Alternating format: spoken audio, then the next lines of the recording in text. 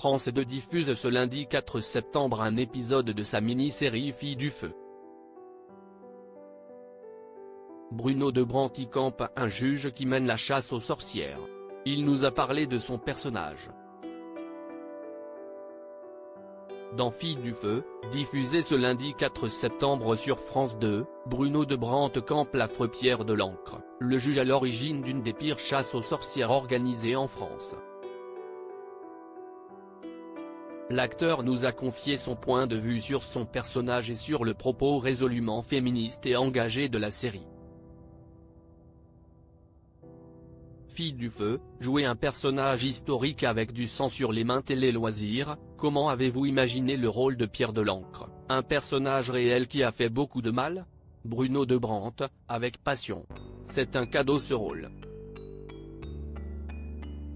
Le plaisir d'un acteur c'est de pouvoir se déguiser et retomber en enfance. C'est pour cela que l'on fait ce métier. La partition historique de la série me permet de monter à cheval, apprendre une nouvelle langue, réapprendre à écrire à la plume, convoquer tout un tas de talents. Je suis cavalier, et je manie les armes, du coup j'ai fait beaucoup de films historiques. C'est ça le bonheur de ce genre de rôle, porter un costume différent, parler et marcher différemment. Mais aussi s'interroger. Est-ce qu'on a vraiment progressé aujourd'hui?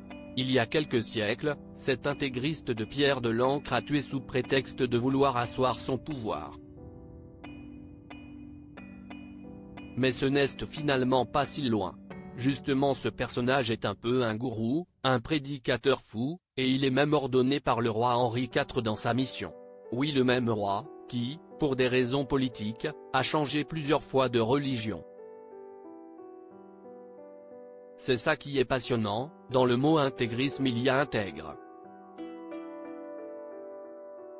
Ce type est obsédé, mais ce n'est pas un méchant absolu, c'est un type sincère et intègre. C'est ça qui le rend dangereux. Si est comme les groupes extrémistes, avec un bon discours bien articulé, bien démagogique, on arrive à convaincre les gens qui n'arrivent pas à prendre du recul que ce qu'ils disent est la vérité.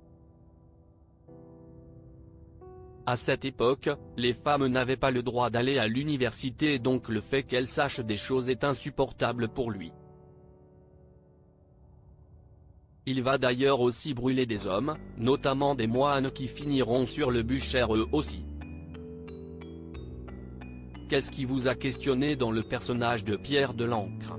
Je dirais la façon dont il est aussi moderne.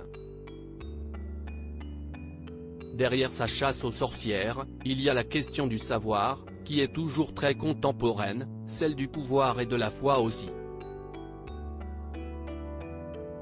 À l'époque on enquêtait sur la ruralité et les pratiques dans le territoire.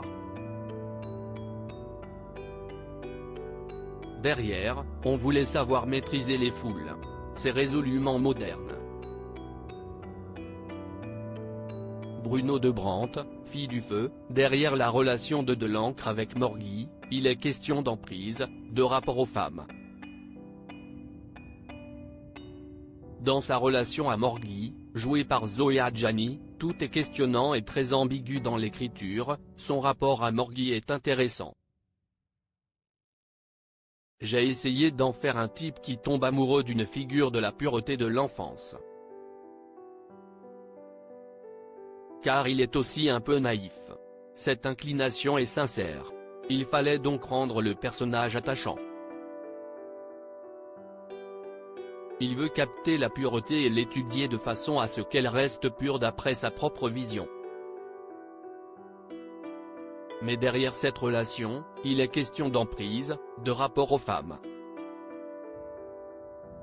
Même son rapport aux sorcières est étonnant, il se situe entre attirance et répulsion.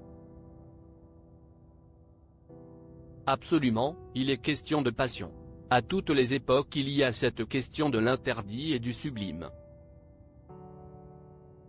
De la même façon chez le personnage du médecin, il y a cet intérêt mêlé à du dégoût.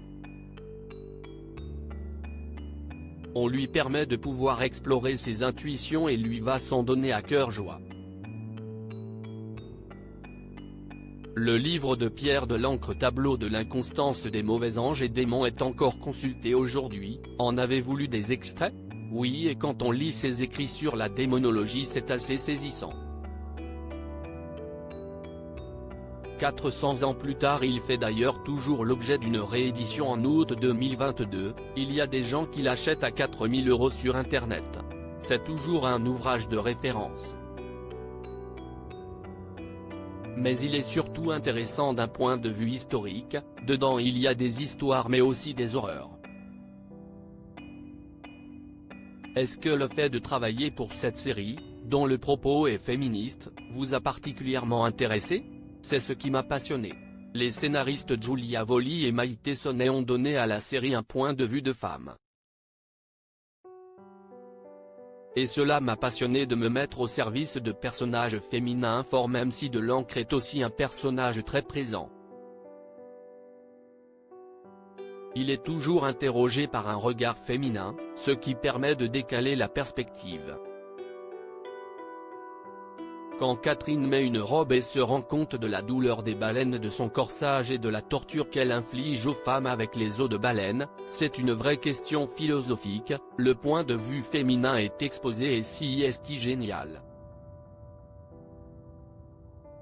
On vous a vu dernièrement dans Le Voyageur, quels sont vos autres projets? Justement, de nouveaux épisodes du Voyageur arrivent et on a le projet d'en faire 2 autres. J'ai aussi un autre projet, La Rivière perdue. C'est le projet d'un réalisateur très engagé et l'histoire est très jolie, même s'il s'agit de jeunes filles disparues cette fois dans une fresque familiale. Tous les personnages sont beaux. C'était une découverte car je ne connaissais personne et c'était un dépaysement total. Un vrai bonheur.